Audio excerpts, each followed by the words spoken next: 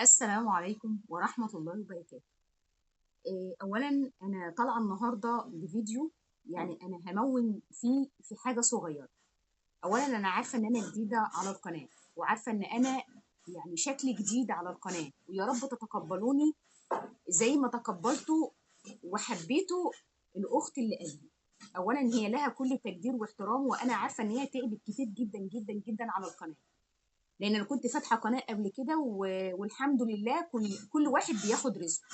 واتمنى منكم ان كنتوا تدعموني في القناه ده، وان شاء الله وباذن الله هكون عند حسن ظنكم، واعمل الحاجه اللي ممكن انتوا هتستفادوا منها معايا، واكون دمي خفيف على قلوبكم وفي بيوتكم، ودايما تشوفوني بكل خير وسعاده.